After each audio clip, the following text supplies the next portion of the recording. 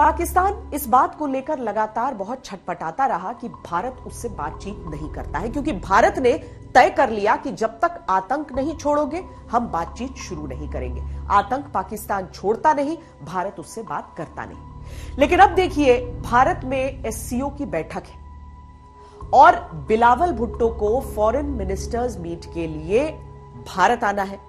इसे लेकर अलग अलग राय जरूर है, लेकिन इससे ठीक पहले रक्षा मंत्रियों की एससीओ मीटिंग में नई दिल्ली में दुनिया और खास तौर पर चालबाज चीन और षड्यंत्रकारी पाकिस्तान को शक्ति संतुलन की नीति भारत ने अच्छी तरह समझा दी।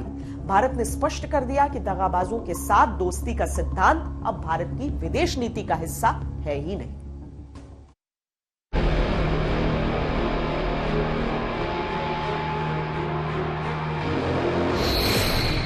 न स्वाभिमान से समझौता,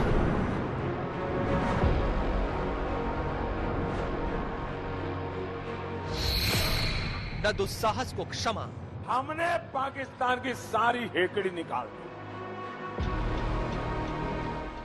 उसे कटोरा लेकर दुनिया भर में घूमने के लिए मैंने मजबूर कर दिया है। राजनीति, रणनीति, कूटनीति, विदेश नीति, यानी जितनी नीतियां हैं वो अपनी जगह, लेकिन सबसे पहले राष्ट्र और उसके बाद सिर्फ राष्ट्र नीति। We don't take a strong stand. Don't expect the world to take a strong stand, because we are the primarily affected party. नई दिल्ली में रक्षा मंत्रियों की एससीओ मीटिंग हो गई। पाकिस्तान के रक्षा मंत्री उससे नदारद रहे।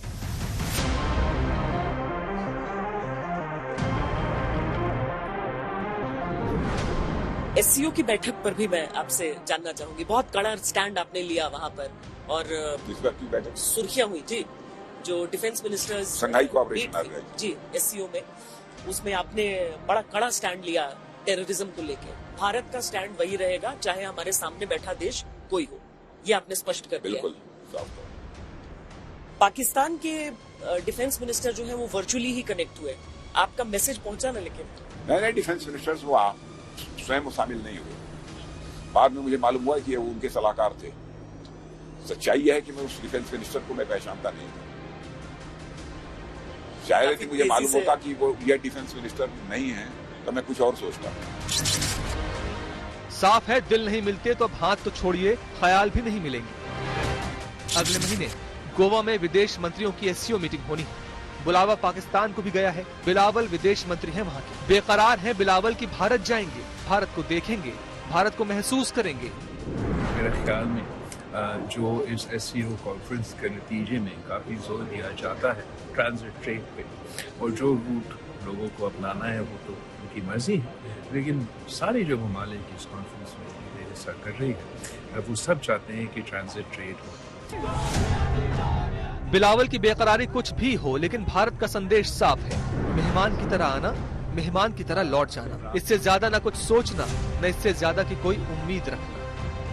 दोनों में कोई बायलैटरल मीटिंग होने का कोई अंदेशा नहीं, लेकिन क्योंकि सारे फॉरेन मिनिस्टर्स एक रूफ के नीचे होंगे, ब्रीफ मीटिंग्स हो सकती हैं, लेकिन कोई बायलैटरल मीटिंग नहीं होगी, और सिवाय एक दूसरे के ऊपर जहर उगलने के इसके अलावा कुछ नहीं होगा। ना तो इसके रिश्ते नातों में कोई इम्प्रूवमेंट आएगी, कड़वाहट और बढ़ेगी। भारत अपने उसूल पर अडिग है कि जब तक आतंकवाद तब तक नो संवाद। बिलावल के साथ कोई द्विपक्षीय बात नहीं, न कोई अलग से फोटो सेशन। प्रोटोकॉल है, एससीओ के अध्यक्ष होने के नाते तो बुलावा भेजा है। पाकिस्तान थोड़े को ही बहुत समझ ले।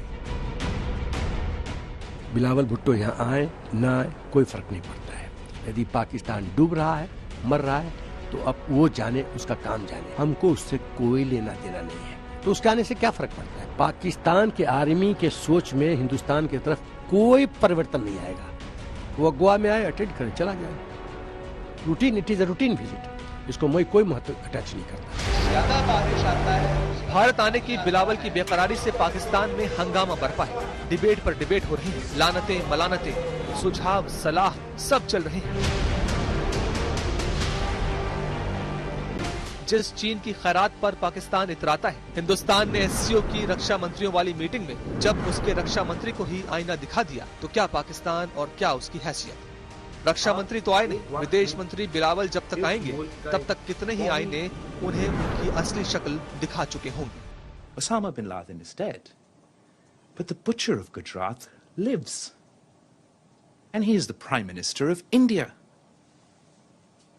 He was banned from entering this country until he became Prime Minister. Bharat भूलता कुछ नहीं। राजनीति, कूटनीति या विदेश नीति की मेज पर जब जब पाकिस्तान भारत के सामने आएगा, उसे उसकी नियत और नियति याद आएगी।